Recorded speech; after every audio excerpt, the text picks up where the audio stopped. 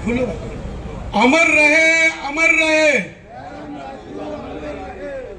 अमर रहे अमर रहे अमर रहे अमर रहे। या कार्यक्रमाप्रसंगी की ज्या कार्यक्रमामध्ये आपले सर्वांचे अत्यंत आदरणीय असणारे दयारामजी राजगुरू यांच्या जयंतीनिमित्त आज या ठिकाणी आपण सर्वजण आलेलो आहोत। आणि या कार्यक्रमाप्रसंगी ज्यांना पुरस्कार मिळाला आहे ते माझे सहकारी प्रशांतजी जगताप, त्याचप्रमाणे ज्यांनी हा कार्यक्रम आयोजित केला आहे त्या आमच्या सहकारी ज्या माझ्याबरोबर नगरसेविका दयारामजी होते माझ्याबरोबर, तर त्या नगरसेविका लताताई, त्यांचा मुलगा कुणाल आणि अतिशय धडपड करून नेहमी रमाईचा झेंडा उंच ठेवणारे विठ्ठलजी आणि सर्व सन्मान्य व्यासपीठ आणि बंधू भगिनींनो, खरं तर दयारामजी म्हणजे हे आमचे खूप जवळचे स्नेही आणि सुरेशभाई कलमाडी यांच्या नेतृत्वाखाली काम करत असताना त्यांच्याशी खूप जवळून त्यांच्याशी संबंध आले। आणि अगदी सकाळी कलमाडी साहेबांकडे गेलं की डबा पहिल्यांदा नानींचा असायचा की सर्वांना बरोबर घेऊन जाणारे, आणि मला वाटत नाही त्यांचं कोणी शत्रू असेल, अगदी अजात शत्रू आपण ज्याला म्हणू शकू अशा प्रकारचं त्यांचं व्यक्तिमत्व होतं।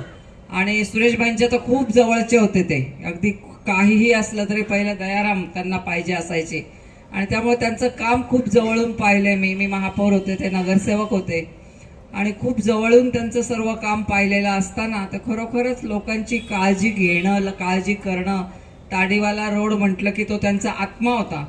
आणि मला वाटतं त्यांच्या पावलावर पाऊल ठेवून त्यांच्यानंतर दुर्दैवानं आता या ठिकाणी त्यांचं निधन झालं, परंतु त्यांच्या पावलावर पाऊल ठेवून पुढे तोच वारसा तोच वसा घेऊन आज या ठिकाणी नानी ते काम करतायत गेली अनेक वर्ष आपण पाहतो सातत्यानं। आणि त्या नगरसेवक आहेत नाही आहेत पण काही फरक पडलेला नाही आहे, त्या आम्हाला तशाच नेहमी दिसतात। काँग्रेस हाऊसला असेल, कुठल्या कार्यक्रमाला असेल, त्यांनी आपलं काम करणं काही सोडलेलं नाही आहे। आणि त्या रमाईचा जो वारसा घेऊन त्या चाललेल्या आहे, कारण आम्हाला रमाईचं नाव आठवलं की पहिल्या लताताई आणि विठ्ठलजी डोळ्यासमोर येतात। तर मला वाटतं खूप मोठ्या उंचीवर त्यांनी त्यांचं स्वतःला पण त्यांनी नेऊन ठेवलेलं आहे।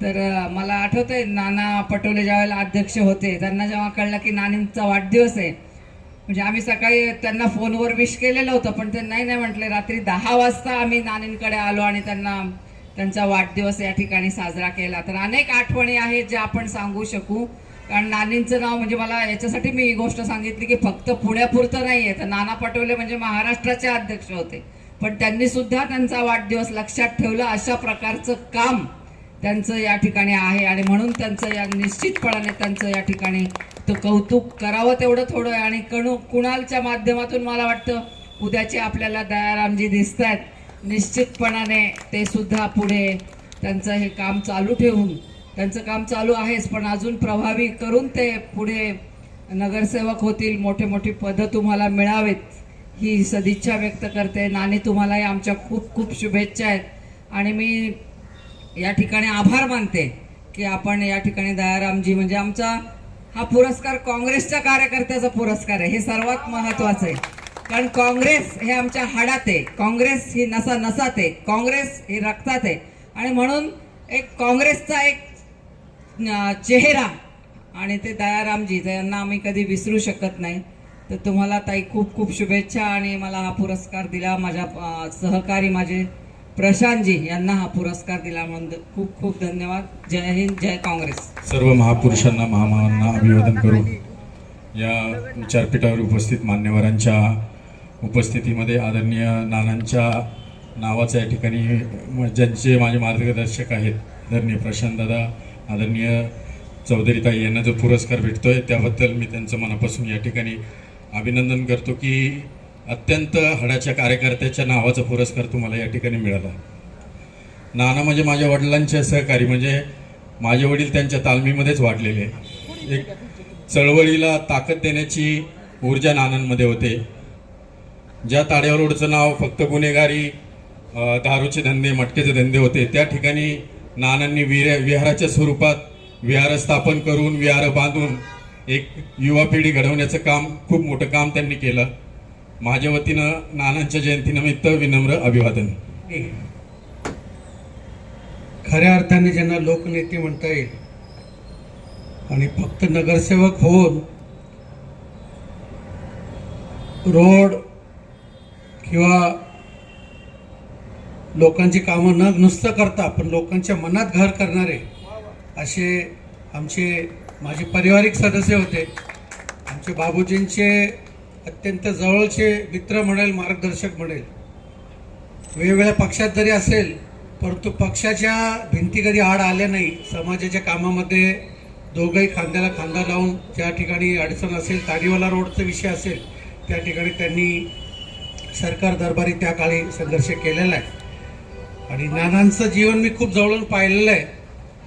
ज्या ठिकाणी आत्ता चव्हाणजींनी सांगितलं हे खरं आहे की जो भाग पूर्ण पुणे शहरामध्ये गुन्हेगारी आणि अस्वच्छतेसाठी प्रसिद्ध होता, खूप प्रसिद्ध असेल मी म्हणेल, परंतु तो नानांनी त्यांच्या मेहनतीने गेली 10-15 वर्ष त्या काळी विविध समाजाचे आपले बौद्ध मंदिरं, समाज मंदिरं उभे करून नवीन युवकांना त्या ठिकाणी चांगल्या कामात, धार्मिक कामात त्यांना आणण्याचा प्रयत्न केला. शिक्षणामध्ये या ठिकाणच्या आपल्या वस्तीच्या लोकांना मदत केली, त्यांच्या नोकरींमध्ये मदत केली. मी स्वतः पाहिले. एक प्रसंग असा होता की एक नागरिक नवरा बायको रडत रडत आले नानांकडे चौकामध्ये की आमच्या घरात अशी अशी काहीतरी दुर्घटना झालेली आहे. नानांनी कसंही न विचार करता खिशात ठाट टाकला. जेवढे काय होते त्यांनी पाहिलं सुद्धा नाही. त्यांना त्वरित म्हणले, त्वरित तू तुझा उपचाराला जा. अशा पद्धतीचे एक लोकनेते होते आणि खूप मदत करायचे लोकांना. त्यांचं निधन थोडंसं कमी वयातच मी म्हणेल झालं, कारण त्यांना चांगलं अजून आपल्या भागामध्ये काम केलं असतं. परंतु त्यांच्यानंतर आम्ही काकू म्हणतो त्यांना, आमच्या सर्वांच्या काकू लताताईंनी पण या भागात खूप चांगलं काम केलेलं आहे. त्याही सर्व समाजामध्ये खूप अत्यंत चांगलं काम करतात. सामाजिक काम असेल किंवा जयंती उत्सव असेल किंवा प्रत्येक धर्माच्या कार्यक्रमांमध्ये काकू आवर्जून उपस्थित राहतात. त्यांची पुढची मुलंही दोघंही खूप चांगलं काम करतायत. मार्गदर्शकच म्हणतो माझे. प्रशांतजींचं काम मी खूप पाहिलं आहे. ताईंचं काम मी कलमाडी साहेबांच्या निवडणुकीत जेव्हा भाजपने पुरस्कृत केलं तर मी खूप जवळून पाहिलेलं आहे. त्यामुळे त्यांचं मी आपल्या वस्तीत स्वागत करतो आणि मला या ठिकाणी बोलवलं. खूप खूप मनापासून धन्यवाद राजगुरू परिवार. काकूची मैत्रीण माझी नगरसेविका आहे लक्ष्मीताई बाळासाहेब गोडके यांचा या ठिकाणी सन्मान होतोय. सगळ्यांनी टाळ्यांच्या गजरात स्वागत करायचंय. मी काकूंना विनंती करतो या ठिकाणी दादांचा आपण सन्मान करायचा.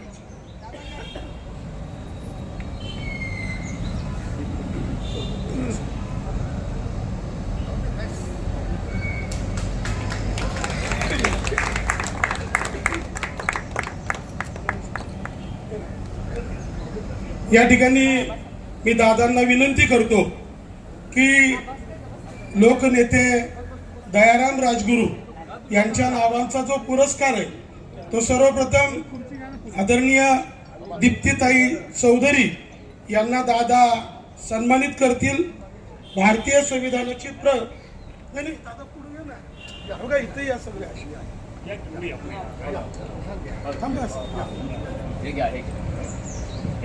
भारतीय संविधानाची प्रत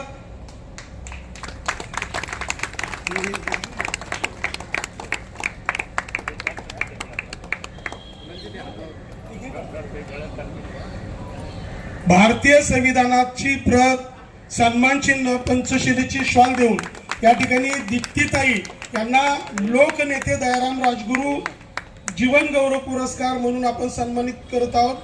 असंच या ठिकाणी दयारामजी राजगुरू अमर रहे, अमर रहे, अमर रहे. दयारामजी राजगुरू अमर रहे, अमर रहे, अमर रहे. दयारामजी राजगुरू अमर रहे, अमर रहे, अमर रहे. यानंतर मी दादांना विनंती करतो की असं नाही धरा दोन्ही धरा, तुम्ही तसंच राहू. इडा पिडा टळो या देशामध्ये पुन्हा एकदा राहुलजींच्या नेतृत्वात काँग्रेसचं सरकार येवो यासाठीच दादा प्रशांत दादाला ताईला आशीर्वाद देत आहेत. सगळ्यांनी प्रचंड टाळ्यांच्या गजरात स्वागत करायचं. सर्व महापुरुषांना महामातांना इथे अभिवादन करून आज ज्यांच्या जयंतीनिमित्त आपण इथं सर्व जमलेले आहोत ते आपले लोकनेते दयाराम राजगुरू. या साहेबांच्या जयंतीनिमित्त आपण सर्व इथं एकत्रित झालेले व्यासपीठावर असलेले, खरं तर मला खूप अभिमान वाटतो आणि तसेच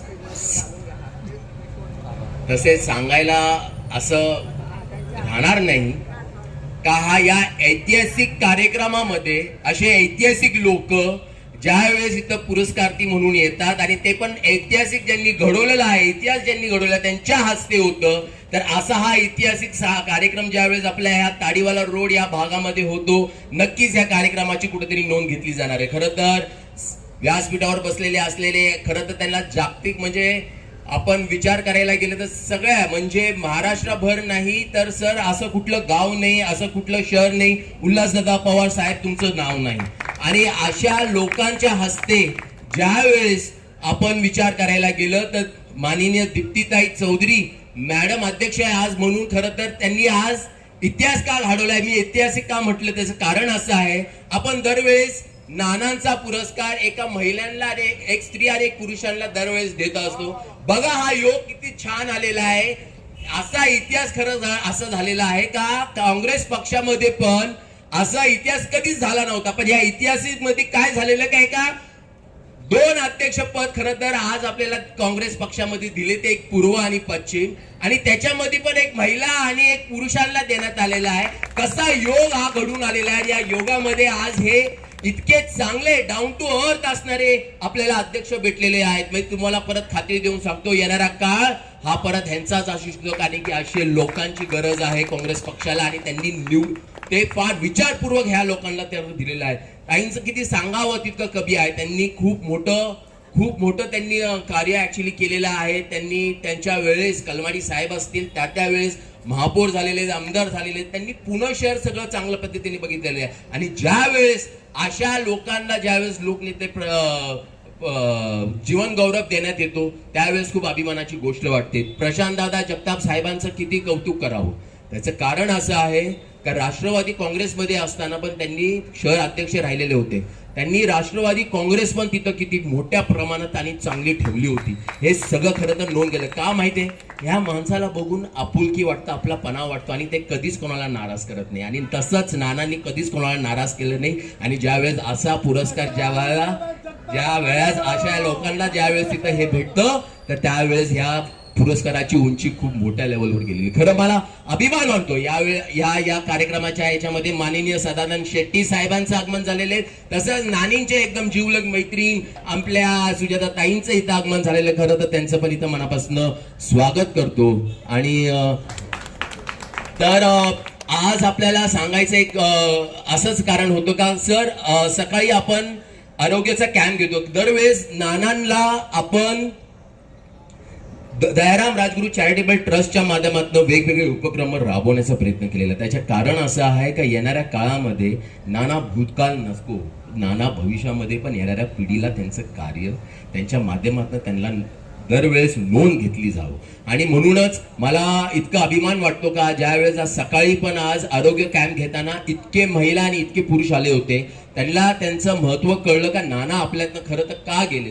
हा आमच्या परिवारासाठी नाही तर अख्ख्या ताडीवाला रमाई परिसर नाही तर अख्ख्या पुण्यामध्ये नाही तर महाराष्ट्रामध्ये प्रत्येक लोकांना तसं खूप खंत झालेली होती का दयाराम राजगुरू साहेब हे लवकर जाण्यासारखे नव्हते. पण त्यांनी काय केलं का त्यांच्यावरती इतका कॉन्फिडन्स असायचा, त्यांची विल पॉवर इतकी स्ट्रॉंग असायची का मला काहीच होणार नाही, मी काहीच करणार नाही आणि मला औषधं नको. त्यांना 750च्या वरती आपली शुगर असताना सुद्धा त्यांनी कलमाडी साहेबांची मिरवणूक शेवटी काढली होती. आणि म्हटलं अरे मी तिथं कोलॅप्स होणार होते. मी म्हटलं नाना आता आपल्याला जावं लागलं. ते काय म्हटलं अरे कुणाला आता हाती गेल्या आता शेपूट काय साठी का थांबायचं आपण. तर ज्यावेळेस इथं आपण ज्यावेळेस चेक केलं तर त्यावेळेस नानांचं विल पॉवर स्वतःवरती इतकी स्ट्रॉंग होती. आणि 2002ची निवडणूक होणार होती नाना पॅरालाइज झाले, अर्धांग वायू झालेलं त्यांना अर्ध, पण ते लगेच गावी गेले आणि गावी जाऊन स्वतःचं ट्रीटमेंट, म्हणजे सकाळी ट्रीटमेंट काय, सकाळी उठायचं आणि चालायचं, कशीही स्ट्रेंथ आपल्या स्वतःमध्ये आणायचं, हा नानांचा खरं तर विल पॉवर असायचं. पण तिथं गावी जाऊन स्वतःला तयार केलं आणि 2002च्या निवडणुकीसाठी स्वतःला तयार केलं, असा त्यांचा आत्मविश्वास होता.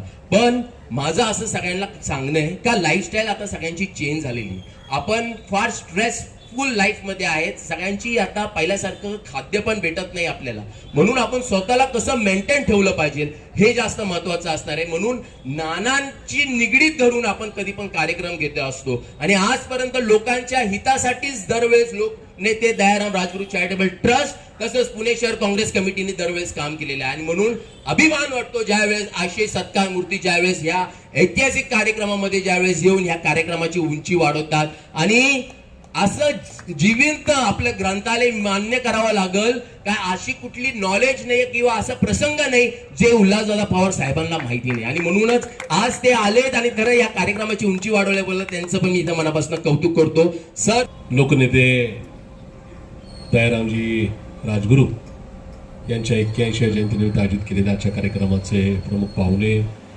आमचे सर्वांचे मार्गदर्शक, या राज्याचे ज्येष्ठ नेतृत्व आदरणीय उल्हासदादा पवार, मंचावर उपस्थित या शहराच्या माजी महापौर, माजी आमदार तथा पश्चिम विभागाच्या काँग्रेस पक्षाच्या सन्माननीय अध्यक्षा आदरणीय दीप्तीताई चौधरी, मंचावर उपस्थित माननीय श्री व सौ सदनजी शेट्टी, ज्यांनी तुम्हाला आणि मला आमंत्रित केल्या अशा आमच्या ज्येष्ठ मार्गदर्शिका लता नानी राजगुरू, त्याचबरोबर कुणालजी राजगुरू असतील, अमरजी राजगुरू असतील, सर्वच आमचे मित्र आनंदजी चव्हाण, सर्व सन्मान्य मंच उपस्थित बंधू भगिनींनो, सर्वप्रथम मी नानांना विनम्र असं अभिवादन करतो. त्यांच्या जयंतीनिमित्त आयोजित केलेल्या आजच्या कार्यक्रमामध्ये मला आणि दीप्तीताईंना सन्मानित केलं त्याबद्दल समस्त राजगुरू परिवाराचा मी मनापासून या ठिकाणी आभार मानतो.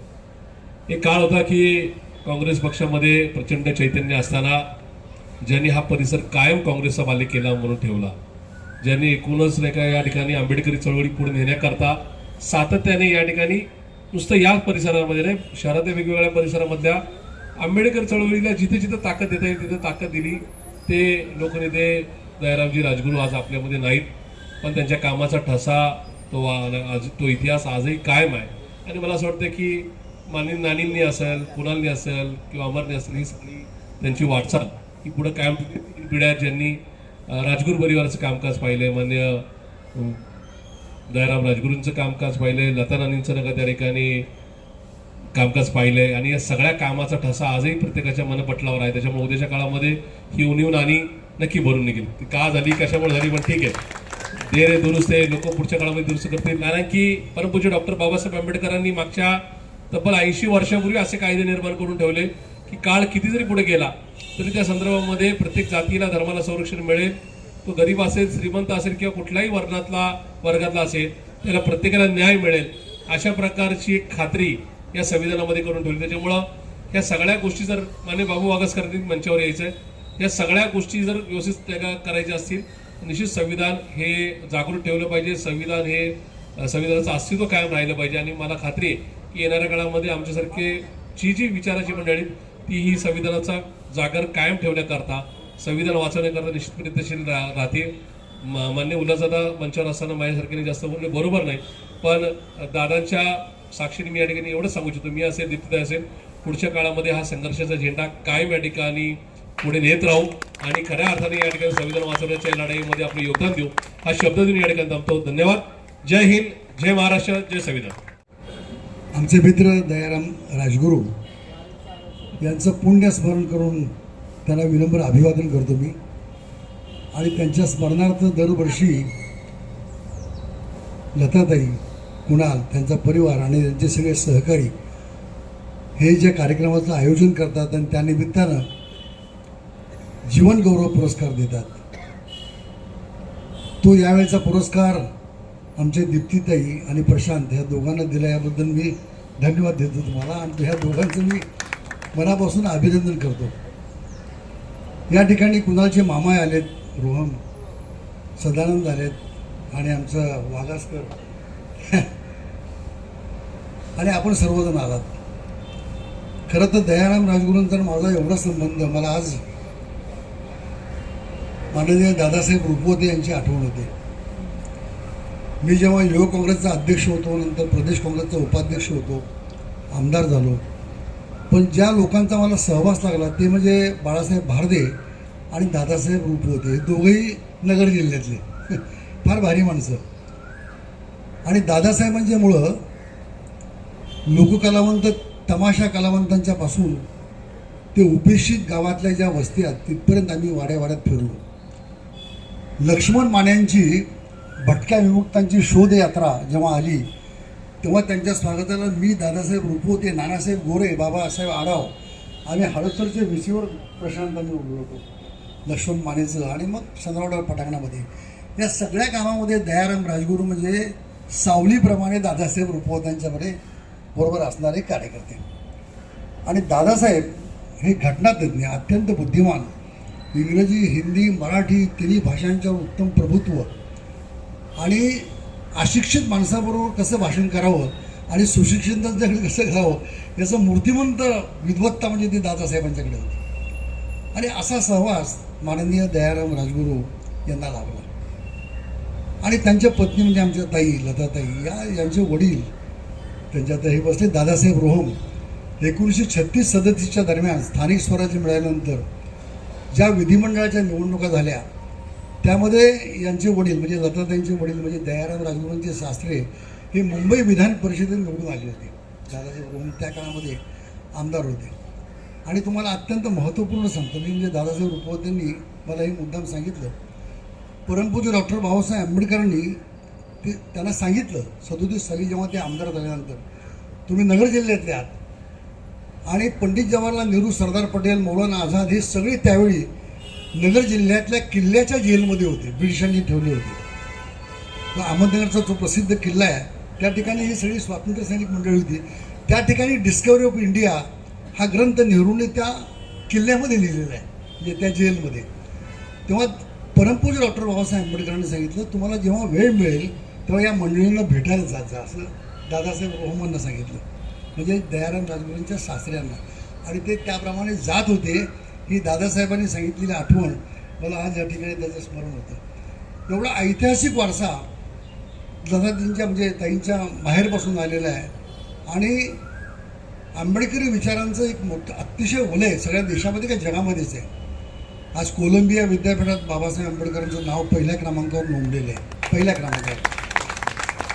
आणि ज्यावेळी विलासराव देशमुख मुख्यमंत्री होते तेव्हा राज्याचं सांस्कृतिक धोरण ठरवण्याकरता एक समिती नेमली होती. त्या समितीचे अध्यक्ष होते डॉक्टर आह साळुंके आणि उपाध्यक्ष होते नाटककार आणि साहित्यिक दत्ता भगत, हे उपाध्यक्ष.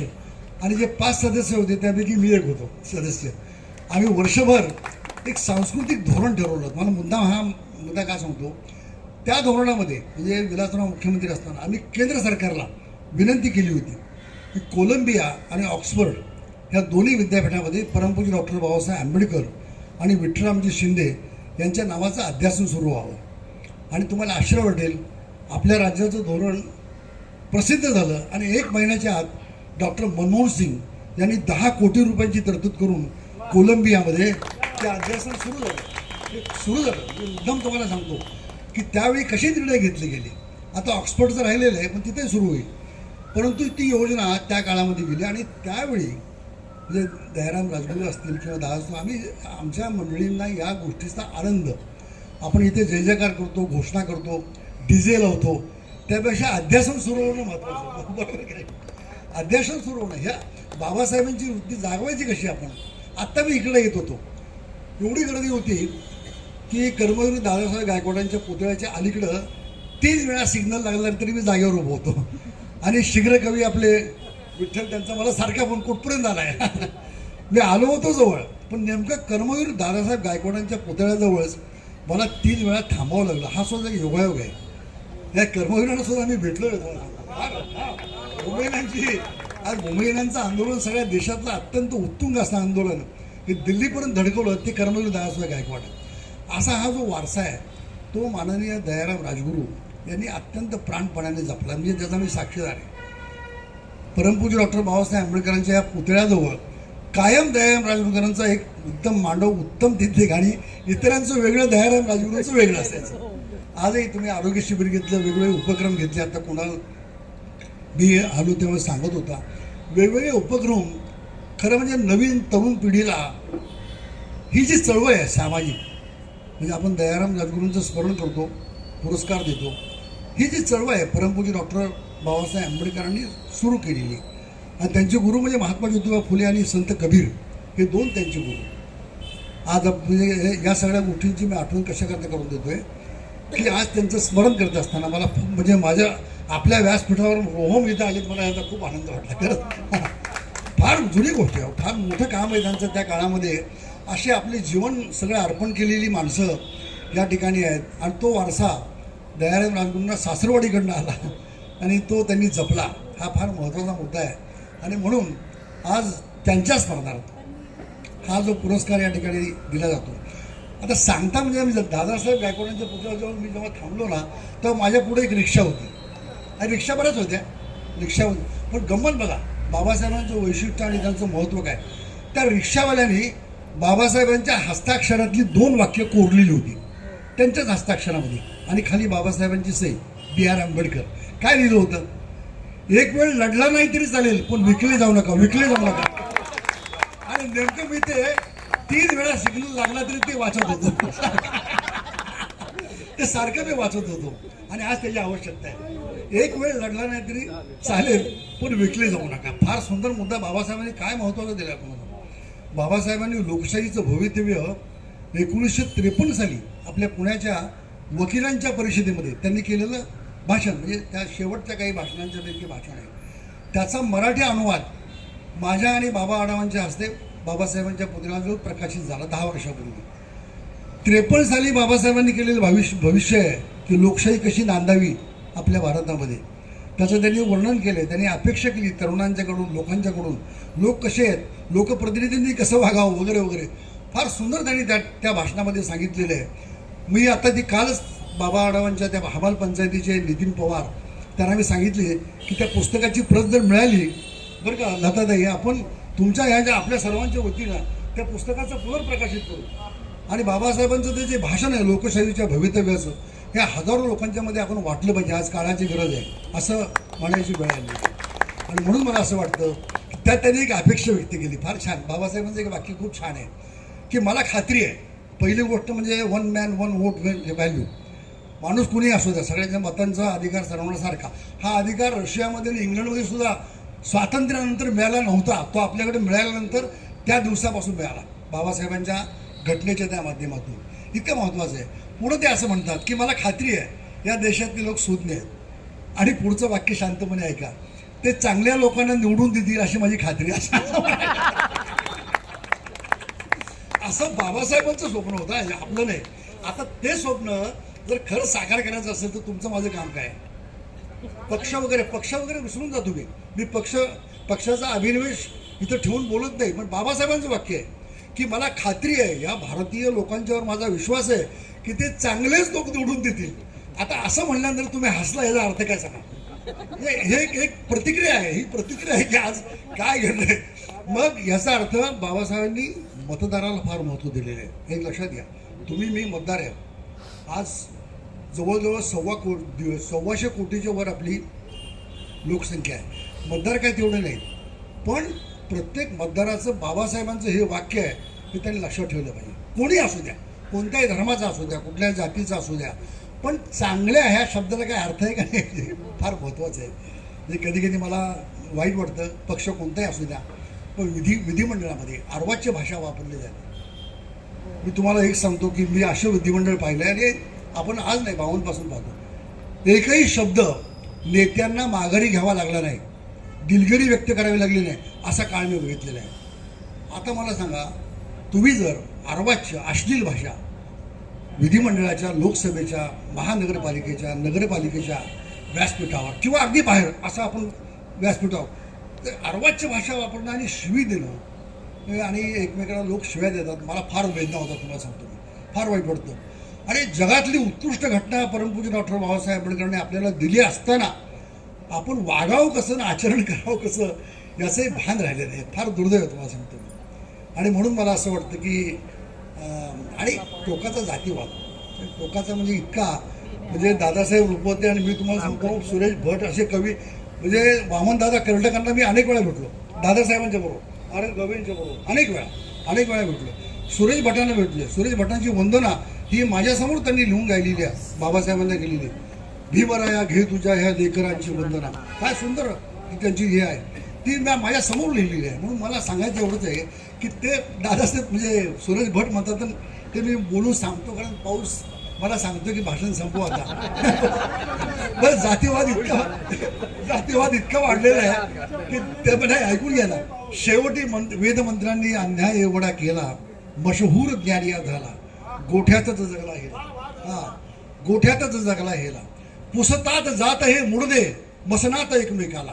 काय सुरेश भटांचं बघा काय जात, पुसतात जात हे मुडदे मसनात एकमेकाला, कोणीच विचारत नाही माणूस कोणता मेला, कोणीच विचारत नाही. म्हणून माणूस शोधण्याचं काम परमपूज्य बाबासाहेब आंबेडकरांनी केलं.